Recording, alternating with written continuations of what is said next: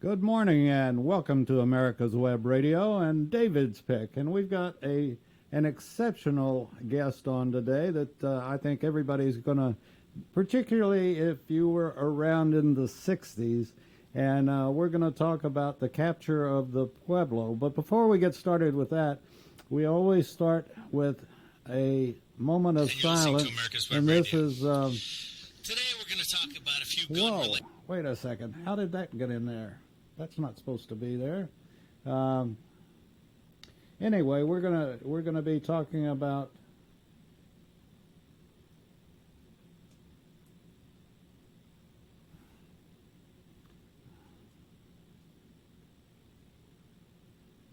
You're listening to America's Web Radio on the AmericasBroadcastNetwork.com. Thank you for listening.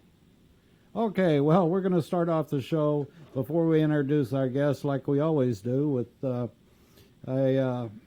moment of silence. We call it, if you go to our website and look up, the first thing you'll see is the J. Roy Ritchie Memorial. And that's not it. All right. Anyway, we're going to start off with a moment of silence. And this, we did the J. Roy Ritchie Memorial prayer line. If you're a veteran or you know a veteran or that is in need of prayer, just send their name to us and we'll be glad to take it from there. And we just do one moment of silence and think about the veterans that have given the ultimate sacrifice, or the veterans that are suffering from their tours of duty, their deployments, and so forth. So we'll stop right now and do that, and then we'll come back with our very special guest, Mr. Fred Boyles. So we'll be back in just a moment.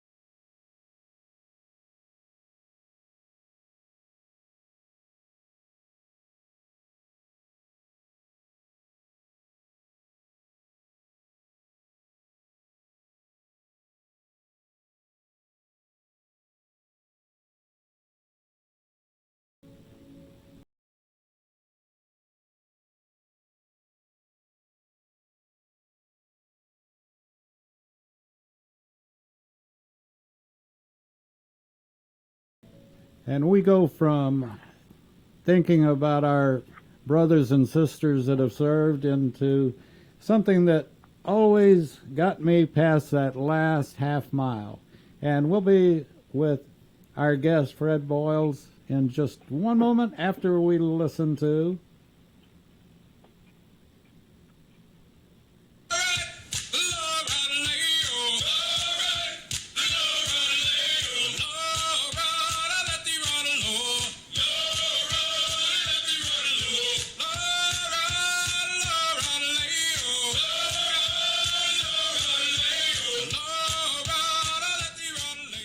And we have to have that cadence call to get us up and going. And I remember, Fred, I don't know if you were ever in this position in the Navy, but did you all do cadence calls? No, I sure don't remember that. Okay, well, we did as we were marching from point A to point B and all points in between. We'd get into the cadence call, and our platoon sergeant, our platoon leader would lead us in a cadence call, and that always gave you a smile on their face and the inspiration to go that next half mile. So anyway, we've got retired Captain Fred Boyles today, and Fred has had a very interesting career and got into, and this is what we're going to wind up primarily talking about, is the capture of the Pueblo. And I remember it well, and I had started some of the or my memory, because of age, had distorted some of the facts, but we'll get into that. Fred, you want to just give a very brief, quick history of what you've done and all the places you've been and what you were in the Navy? And I'm going to ask a question in a minute. Let's see. I'm going to ask the audience if they know what stevedores are. And you were in charge of a bunch of them, and I guess in some ways they're being used more today than ever. But anyway, tell us just a little bit about your background. Sure. So I was a naval reservist and served for 29 years as a reservist. My dad was an Army reservist, and so I guess I kind of looked up to that and understood the whole concept of being a reservist. And it was, I always used to tell folks that, some people play golf and some people go fishing, and I did the reserves. And so I always enjoyed it. Every couple of years I had a new assignment and would go somewhere else and learn something new. And it always seemed like just about the time I had learned that job, it was time to go on to something else. And so... how many times were you mobilized? Twice. Wow. So I was mobilized for Operation Iraqi Freedom and spent 10 months in Kuwait, where we did stevedore work, or simply loading and unloading ships for not only the Army, but also working with other branches and international partners as well. So that was a great assignment. Even though I dreaded it, I didn't want to go. I was not happy about going like everybody else who gets mobilized. It ended up being a wonderful experience, and the best part, of course, is the people you work with, and it was just an honor to work with them and all the other folks that we got to know. Yeah. But my last job was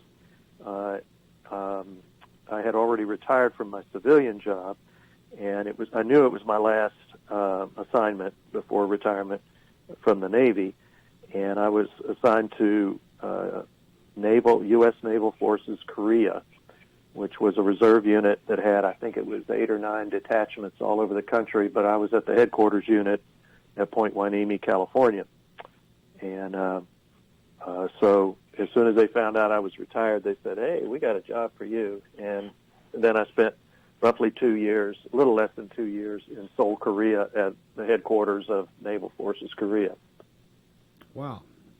Was it because of your specialty that you were called up generally, or?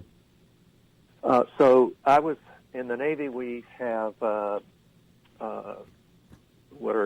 I would call line officers and staff officers. So I was a staff officer. I was a supply corps officer, which is a logistics person, and you were a logistics manager. And so that was my background. I'm not sure it was the guy who had the job before me. He had been a line officer, so they just needed a captain, and I was it. So, but it was a wonderful 2 years there, and I learned so much, not only about the whole Korea thing, but all of the international issues in the Far East, and it was just a wonderful assignment, and getting to learn about the culture of the place, and it was really special. And how did you like some of the Korean food? Okay. I came to appreciate it. It took a while, and but I still. In fact, I told my wife the other day, when all this COVID stuff we get that behind us, there's a Korean barbecue near us where I live, and I'm like, we got to go to the Korean barbecue. We haven't been there, and which is it's not like Southern barbecue. It's it's very different, but it's good. And some of their soups that you had something looking back at you, maybe? Yes, yes. I'll tell this. This is a terrible story. I hope it's all right to tell it, but Certainly. one guy told me, he said, because I was asking him, there was a place, one of my favorite places to go eat was called, literally in Korean, Grandma's Chicken. And they cooked chicken and noodles together. And it was real bland, but you had to get there at like 5 in the evening because the place was packed. And folks would drink beer and eat this this wonderful chicken and noodles, and it'd take you hours to eat it. It was so much. But I remember asking a Korean friend, I said, I need to find this place, and I can't remember where it is. And he said, oh, he showed me how to get there and all, but he said, that's the place where they serve dog. And sure enough, right next door to Grandma's Kitchen, or Grandma's Chicken, was a place that served dog. And so I had my picture next to the sign because people won't believe you that, and it's something you don't see a lot, and it's sort of going out of favor because it was mostly older Koreans who would eat dog. And anyway, I shouldn't have told that story. No. That's we'll probably get some comments on it, but that's okay. That's we like the truth, and I think as my son learned when he was stationed in Korea that it's, as the old saying, different strokes for different folks, and That's right. Different culture, and they might not like the fact that we eat steaks too, so who knows.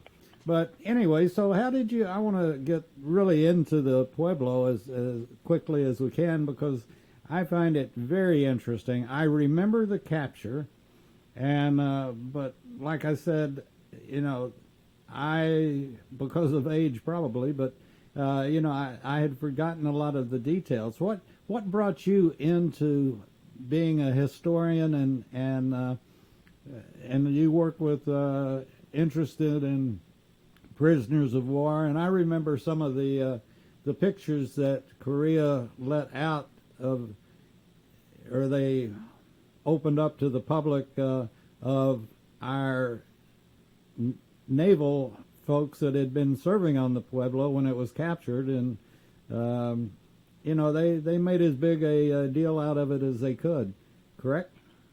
Yes, absolutely. So, as a reservist, I had a full-time job, and I had a long career, over 30 years, with the National Park Service, which is the keeper of America's 400 and some units of the National Park System, which includes the Grand Canyon and Yellowstone, but it also includes places such as the Statue of Liberty, and here in Georgia, I was at Cumberland Island National Seashore, but my longest assignment was at a place called Andersonville National Historic Site. And what a lot of people don't realize when they might know a little bit about Andersonville, that's the big Civil War prisoner of war camp. It is, and that's true, but it is also the national memorial for all POWs in American history. And that was codified in federal law in 1970. So the law that created Andersonville National Historic Site said that this place will be the memorial for all POWs in our history. And so towards that end, in 1998, we opened and dedicated the National Prisoner of War Museum at Andersonville. So Georgians and, frankly, all Americans who get the chance should see this place, especially if you're interested in this kind of stuff, because it's really it's a world-class museum, and it's something very, very special. So it was there where I was first exposed to the Pueblo. Well, no, I was like you. I remembered the Pueblo from way back when. I was, I guess, in the 8th and 9th grade at the time, and I was just starting to care about current events and issues, international issues like that. So, and like many people, my immediate response, even as a kid, was to say, "Man, we got to go in there and get that shit back." And of course, it's a very complicated story, and of course that's what makes it so interesting. Truth is always more interesting than the history. But it was while I was at Naval Forces Korea, and I was talking to my boss, and the Admiral Bill Byrne, who's still in the Navy, and he's at the Joint Staff now. And I was talking with him about the Pueblo, and he said, "Well, he said, I wish you would prepare something to brief our staff about it, because he said, I think people know a little bit about it, but they don't know kind of the whole story."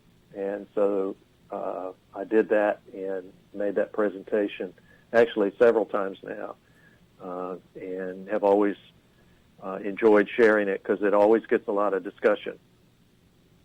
Oh, I'm sure. Okay, this was in 1960. What? 1968. 68. Okay, and let's see. Well, I'm obviously older than you are. I had graduated from high school and was in college when it all, and trying to stay in college so I wouldn't be caught up in the draft. They still had the draft, and then they came out with the lottery, and I was number 12, but I stayed in school. But, it was a national concern, and I wonder today what it would be like with our modern technology, the GPS systems that we have, the satellites that we have. It was sort of a he said, she said situation, as I recall, and she being North Korea and he being the United States, and we certainly denied being in territorial waters and said we were in international waters. And I think, is my terminology correct? They called it a marine. It slipped my mind. Well, meaning it was a marine event, a mariner event that they would capture our ship. And had we had the news ability that we have now, I wonder where we'd be with it today. Well, actually, it was not that long ago. It was in the first few months of President George W. Bush's administration that we had a plane that had a somewhat similar mission that was flying very close to China and was captured by the Chinese. And they were only held for a few days and nothing like the Pueblo experience, but same kind of mission, a listening surveillance type mission. And they were captured and held for, again, a very brief time, but and they returned our plane. Now, what did they download all the material and all that? I don't know, but so it that sort of thing, it didn't happen that long ago. That would have been 2001, in the spring of 2001. It was foreshadowed by 9/11 a few months later. But so the Pueblo was, I don't know if you may remember, but that the Soviets, because this is all about, the Pueblo is heavily about the Cold War, and it's all about the Soviets and their relationship with North Korea. And we had Soviet fishing trawlers that would ply our coast to surveil us. And we knew about this, and were they fishing or were they listening? Well, they'd probably throw a line in the water every now and then to act like they were fishing, but they were listening.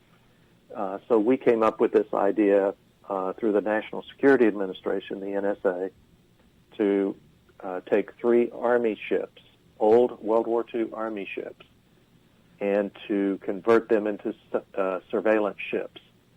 And they were called the USS Banner, Pueblo, and then the Palm Beach. So their cover was that they were environmental research vessels, and they literally had 2 on their crew. They had 2 oceanographers that were assigned, civilian oceanographers that were assigned to the ship for the purpose of holding the cover of being environmental research and oceanography. But these old cargo ships were converted over up in Bremerton, Washington. They went through some trials, and then off they went to go listen off the coast. And the Pueblo, which was AGER number 2, was first given a mission to surveil off of North Korea. And it's their first mission where everything goes bad. How big a ship were those? They're not very big, 177 feet long, roughly 32 feet wide. They had two diesel engines, but it's important to note too, they had been designed for the Army to be used in what's called intra-theater. They were not good ocean-going vessels, and they were slow. I want to say their top speed was a little under 13 knots, which is not very fast, and they had the only armament that they had were 2 50, other than small arms. They had 2 50 caliber machine guns. And they had a crew of how many? Let's see. Trying to remember. I think the crew is 6 officers and 70 enlisted, plus the 2 civilian oceanographers. So, for that size ship, a fairly, not large, but fairly good-sized crew. Yes, and although you had, people to take care of the engines and people to do the navigation and people to cook the food, the real mission-oriented people were and this is where there were several of these folks more than normal, were what we would call CTs, cryptological technicians. These are the guys who would listen and record information, and that was, so, an aircraft carrier's mission is to launch aircraft and fly planes. Well, this ship's mission was to listen and to try to gain as much information as possible. It was all about intelligence gathering. I had a roommate that was a linguist. I've never met anybody like this, and he had served in Nam and was a SEAL, as a matter of fact. But his mission was to go, he would be dropped off by a sub, and he would go inland into China, and this guy was incredible. He didn't speak Spanish, but I sat at a table with him, and a group of people speaking Spanish were at another table, and within a few minutes he could tell you what they were saying. And he couldn't speak it, but he could understand it, and that's why they dropped him off on the coast of China, and he would go inland and set up a listening post, and could pick up all the different, I don't know how many different dialects that China has, but he could pick it up and, would meet the sub back 2 weeks later or a week later or whatever it happened to be. And he was just incredible. But I guess we do it to them and they do it to us. It's all part of the you got to gather intel. Yep, it's all part of the game. So anyway, the Pueblos off the coast of Korea, gathering information, and then. So, the attack takes place 53 years ago, January 22 and 23. And it all really goes bad on January the 23rd, 1968. They're attacked by, let's see, it's roughly 5 high-speed, small North Korean warships. 2 jets go after them. There's a little bit of a disagreement on how long the attack takes. But they're literally sprayed with machine gun fire constantly. And because of the mission, they had been ordered to cover up their 250 caliber machine guns with a tarp, and the tarps were covered with frozen water, and so with ice, and it would have taken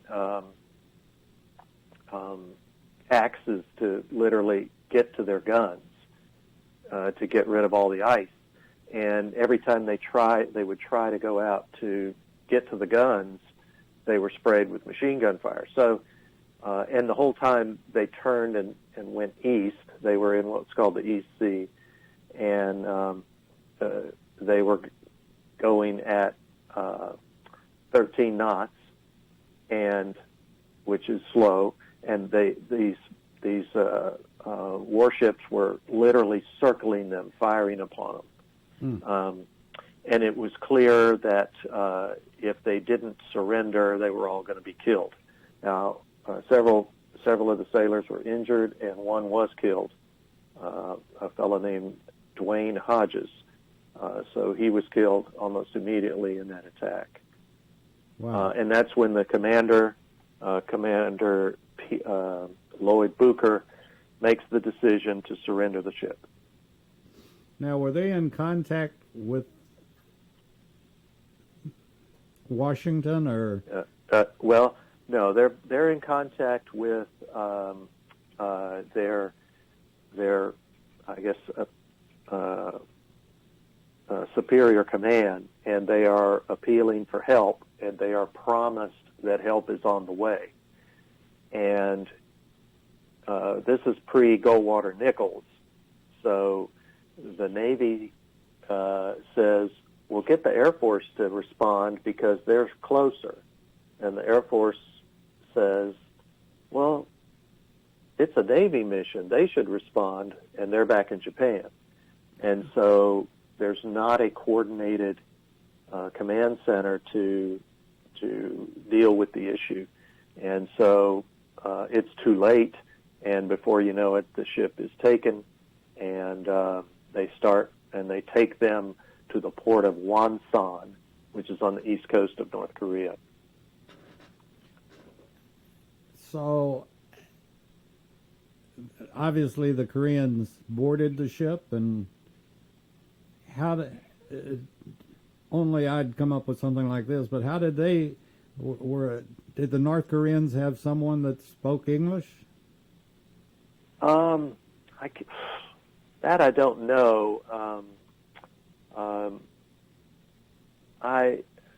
Did the ship have to go someone back to look at that, but I'm guessing that they did, and that's I'd have to go look that up to be sure. But the main thing was they got them to Wonsan, and by then it was pretty much too late to do anything to respond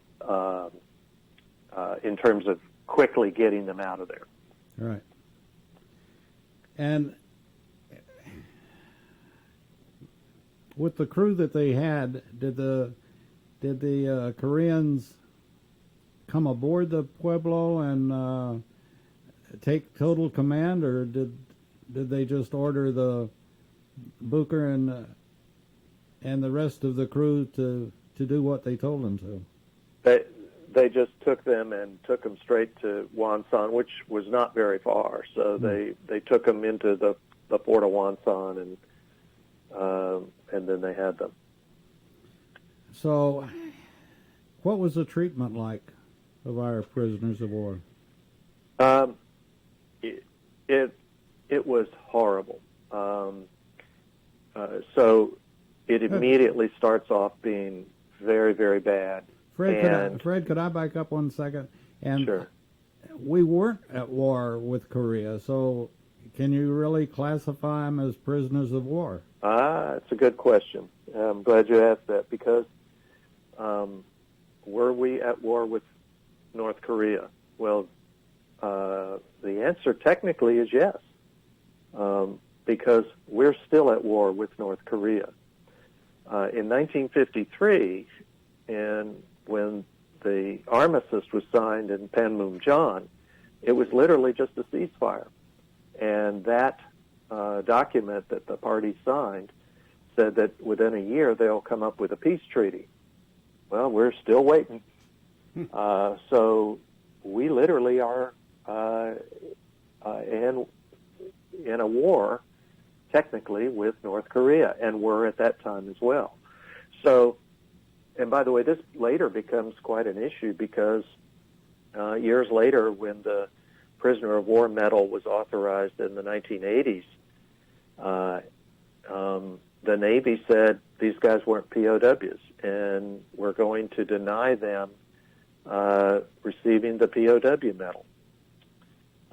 So that's some of the controversy afterwards, but eventually they were, and it was because Congress interdicted and said, you will give the Prisoner of War medal to the Pueblo survivors. But yes, their treatment was terrible. They the first thing they did was extract coerced confessions from mainly the officers, but from the crew as well. They and the reason the worst was for Commander Booker, the commanding officer. They made him sign a forced confession that they were war criminals, that they had entered into North Korean waters, territorial waters, and this confession is interesting to read because, and by the way, I should back up. Commander Booker was told that if he did not do this, that they would begin one by one killing all of his crew members. And so he takes, he's put in this horrible situation where he either lets his crew die, or he writes and signs a confession, which of course is against the code of conduct that all military folks at that time and still today sign off on. Had North Korea signed the Geneva Convention? No. Okay. And they always insisted that they were not. They didn't even have to be held to that. So that was always a bone of contention between the crew as POWs and their captors.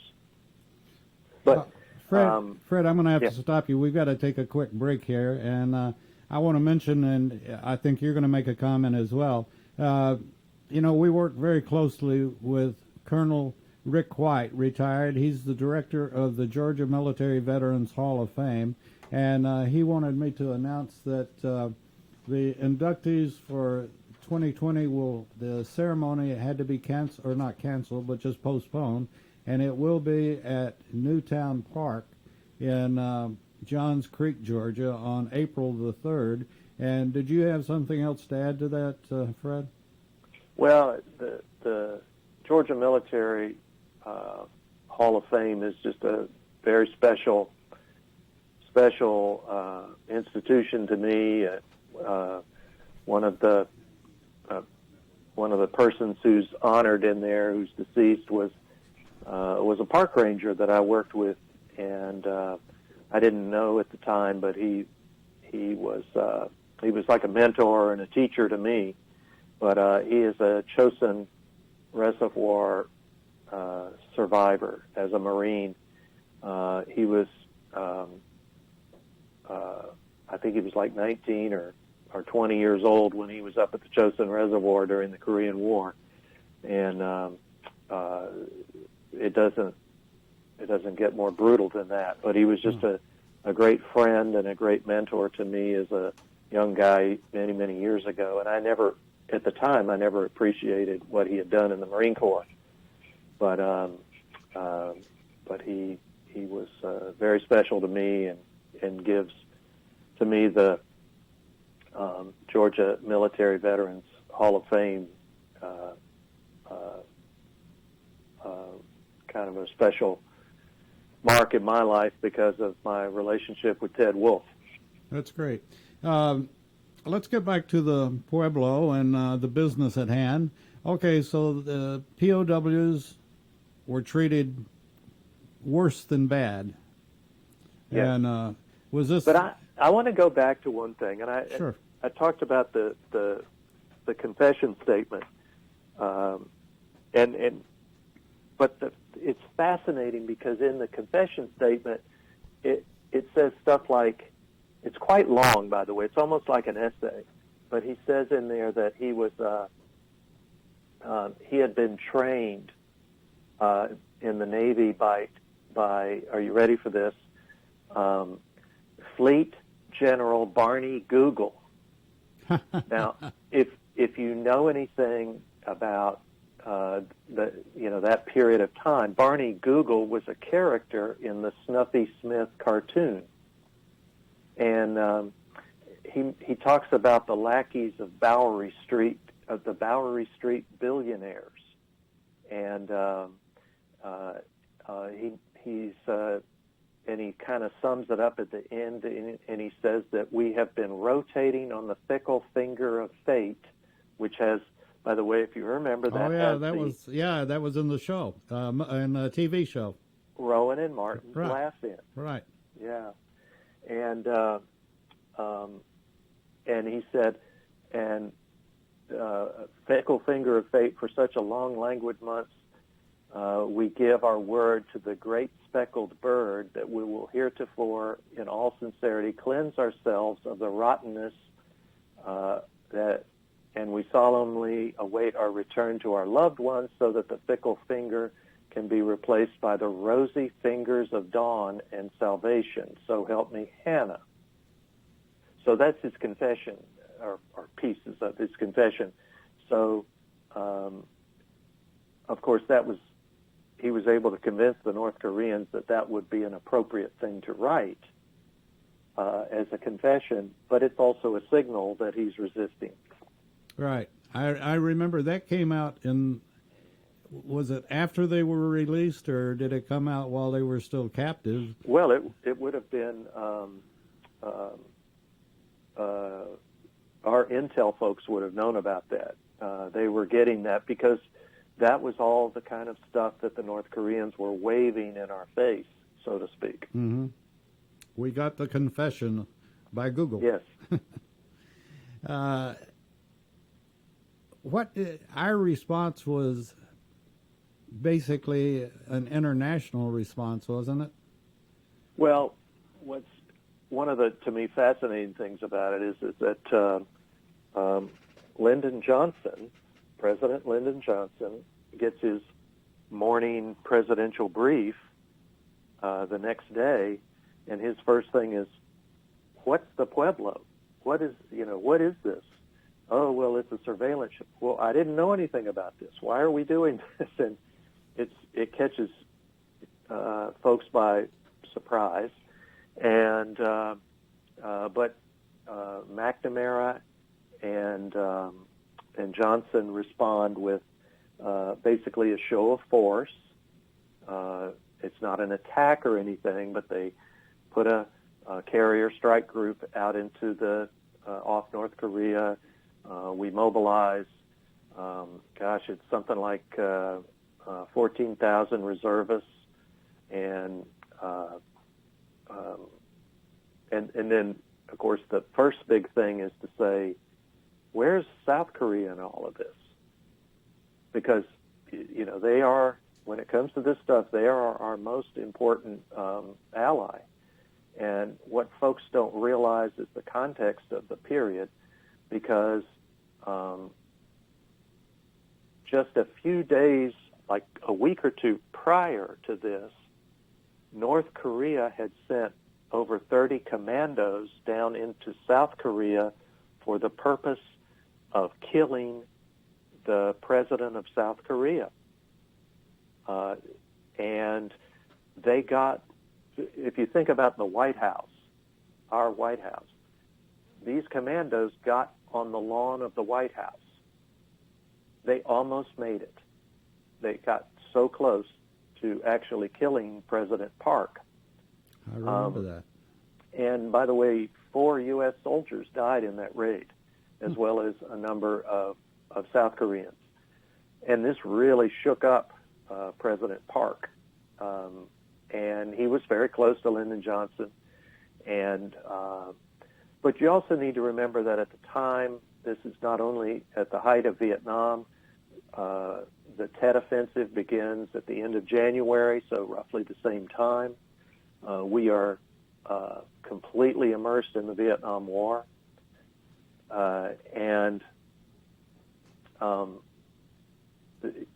Johnson in his own memoirs say that the capture of the Pueblo is one of the darkest moments of his presidency, if not the darkest moment, because he just hated that, the situation and what had happened. And of course, the other thing, Johnson decides in March not to run for a second term. And so all of these things sort of play all out in the context of what's going on at the time. Very interesting. Like today, we have our fake news or whatever you want to call it, but how much of media, I hate to use the word cover up, but how much were we really not told until after the fact and our Navy personnel had been released? So there is a huge reaction, and a lot of it, too, has to do with the families of the Pueblo. They're led by Rose Bucher, who is the wife of Commander Pete Bucher, but they start a campaign, and most of them at the time were in San Diego, because technically that's where the ship came out of, and so they were pushing hard. There was significant media attention to it, and the public was outraged and angry about it, and the administration began almost immediately. It happens just very quickly to negotiate with the North Koreans for the return of the ship at the DMZ, at what's called the JSA, the Joint Security Area. Those blue buildings that we all see pictures of, where the two places come together. And so those meetings go on for months. And Johnson sends a fellow named Nicholas Katzenbach, who was he was in the State Department. He's the lead negotiator. He had actually been a POW in World War II. And what the North Koreans want is that they want the United States to admit to going inside their waters, to apologize, and to promise to never do it again.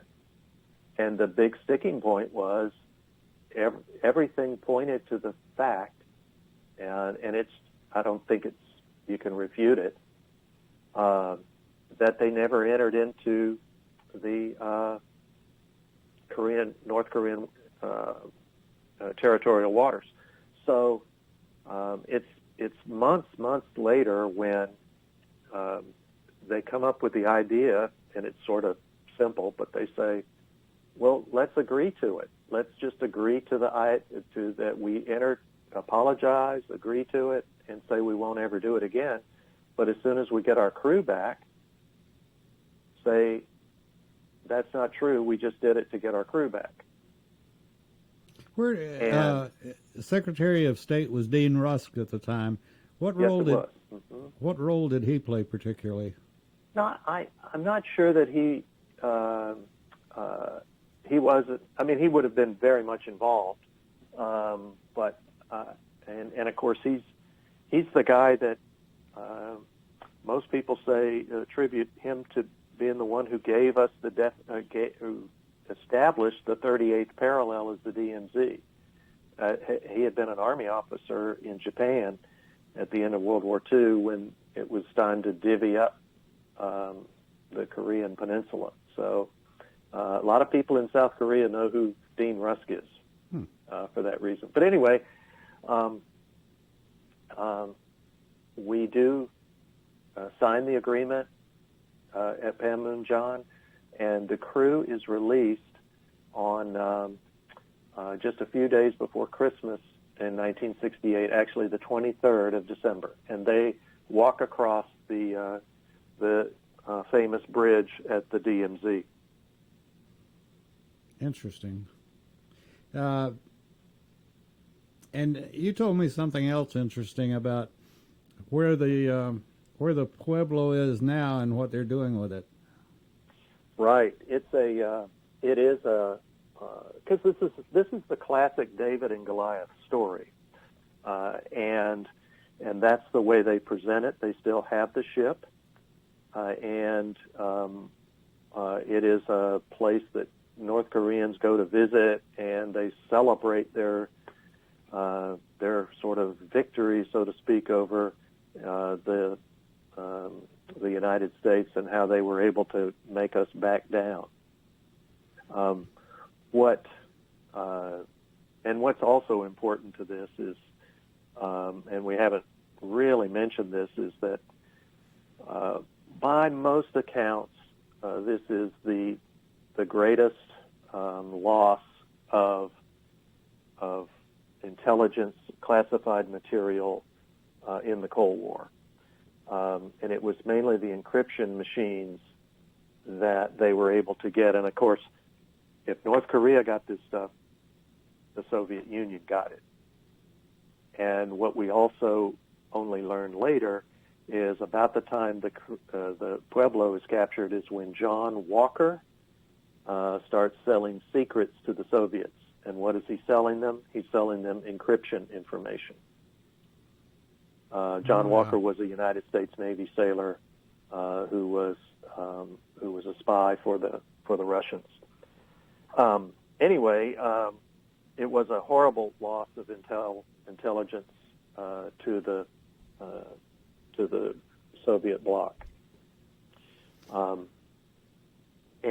But yes, the Pueblo is still on a river in Pyongyang and still a trophy to the North Korean people. Do you think that will continue for ad infinitum? I really don't know. And I know there's a lot of people who still believe we should work to get it back at some point. It's speculation to say that we can or it will happen. Oh, I want to go back to the encryption machine and the information that they were able, under rules of engagement, why wasn't a lot of the ship destroyed before they turned it over to Korea? And they did. They worked as hard as they could to get rid of stuff, and but they just couldn't do it fast enough. One of the things, and we haven't gotten into it, but the Board of Inquiry that looked into the incident afterwards, which, by the way, ended up recommending that Booker be court-martialed for his role in that. And that they did not have a good plan to destroy that classified material. And by the way, we're a lot better at that today than we were in 1968 at getting rid of stuff like that in case that were to happen. But they just couldn't burn the stuff fast enough, and so there was paper, there was machines, there were manuals. In other words, the manuals were how to repair everything. Well, those manuals it was like how to put everything together and take it apart. So, I mean, it was just like everything they could have ever wanted. Plus, there was the intel from the crew themselves that they could use to back up the information that they found on the ship. So it sounds to me like it was a naval glitch more so than the commander glitch. You know, in the military, you have procedures for opening the bathroom door almost. And yes. Yet they didn't have a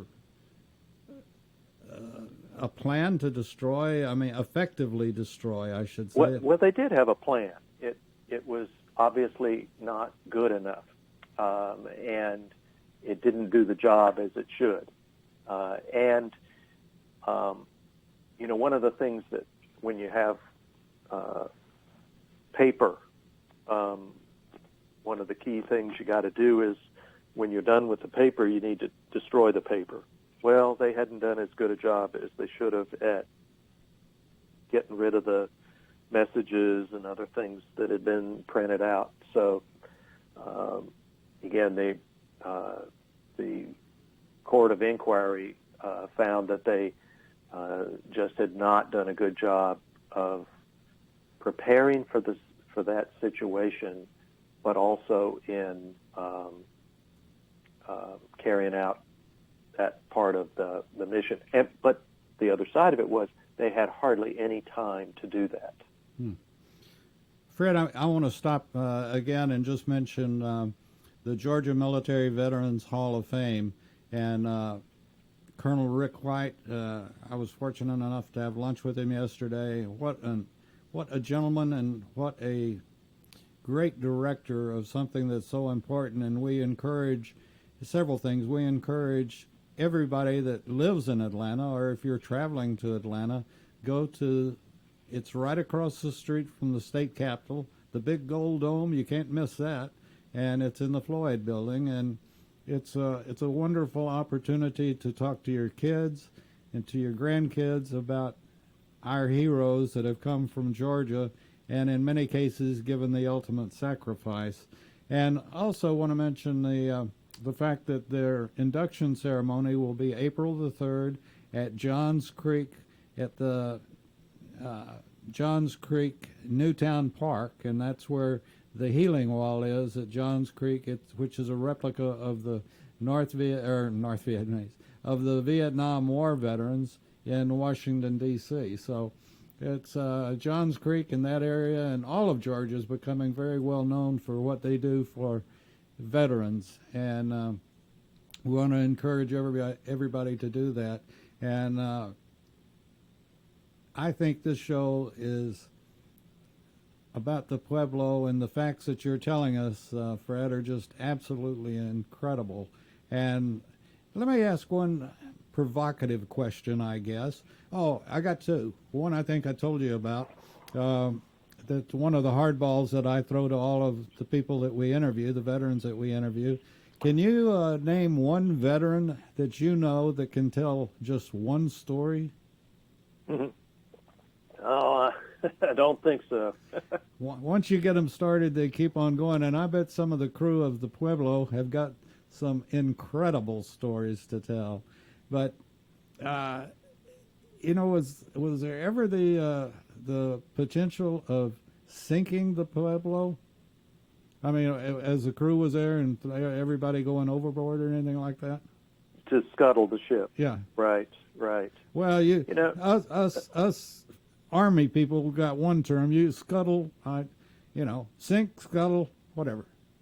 Well, one of the keys was they never reached the deep water. So they had they gone further out, they would have been at 100 fathoms, and the ship would have been gone forever. But they never got that far. So even some of the things they were able to throw over the side were retrieved. We think we're pretty sure they were retrieved because they just weren't in that deep of water.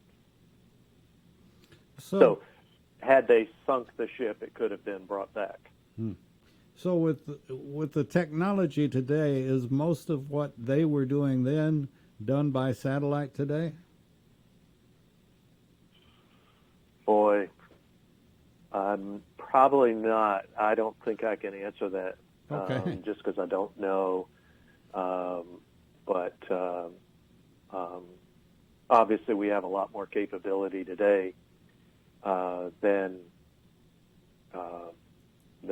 back then. But the other part of it is always remember who you're surveilling, and that's the North Koreans, which it is without a doubt. It was then, it is today, without a doubt, the most secretive society on Earth. That's an interesting observation, and I guess a lot of us, we would have thought China or Russia would have been, but North Korea has a quick solution to most anything called a bullet. And if you don't agree with them, I guess they become an even more secret society, don't they? Well, not only that, but think of it this way. If you speak out about the regime, then and you're punished, not only are you punished, but your immediate family and your extended family are sent to prison. Wow. Now, if I do something wrong in our society or pretty much any other country in the world, I would be punished. But the idea that my whole family and my extended family would be punished, that's serious stuff. And that's the way they are. And that's why tens of thousands of people are locked away in these prison camps today in North Korea. Fred, I have to apologize. We've run out of time. Will you come back and be on again with us? Sure, I'd love to. Great. Well, we certainly appreciate you being on today, and we will talk to you soon. Thank you, sir. Thank you for your service, by the way, too. You bet. Thanks for having me. Yes, sir. Ladies and gentlemen, boys and girls of all ages, join me, Roger B., every Tuesday at 1400 hours right here on America's Web Radio for the Locked and Loaded Show. We will talk about guns, weapons, ammo, gun accessories, prepping, and so much more. So be sure to join us every Tuesday at 1400 or 2 p.m. for Locked and Loaded on America's Web Radio. You're listening to America's Web Radio on the AmericasBroadcastNetwork.com. Thank you for listening. My name is Kyle Hayes, a motorsports student at Alfred State College. Every year, Alfred State students